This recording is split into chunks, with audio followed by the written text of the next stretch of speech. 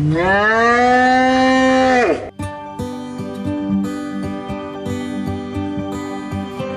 the cattle industry is looking for new ways, new technologies to solve a variety of problems.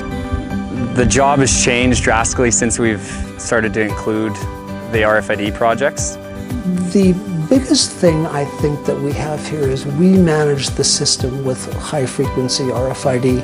The system doesn't manage us. The first was the ability to take this ultra-high frequency tag that was being put into an ear of a calf or cow or steer and pair it up with its CCIA, Canadian Cattle Identification Agency, low frequency tag, so that in a database those two would be paired. So in essence, a cow would now have two license plates. We collect both the low and the high frequency, so we can transition right through the process.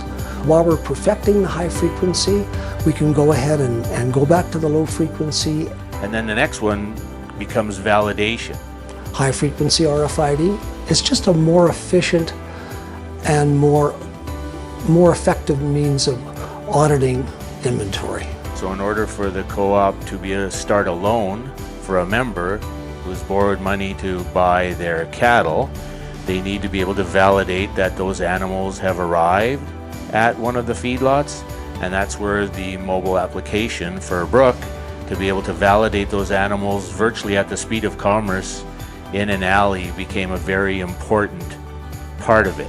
The UHF technology allows me to connect wirelessly or via Bluetooth to my wand, and I can basically hop in the pens, validate the cattle at any time of the day, and send the completed validated cattle back to the server. In conjunction with that, the website and the ability to send email notifications that these various events are occurring allows them in real time to know when animals have been inducted at a feedlot and to know when a validation has been completed at a feedlot. And then the third one is related to the shipping events. Let's talk about what happens when animals leave a facility. We have readers on the chutes, on the loading chutes. The tag numbers are red.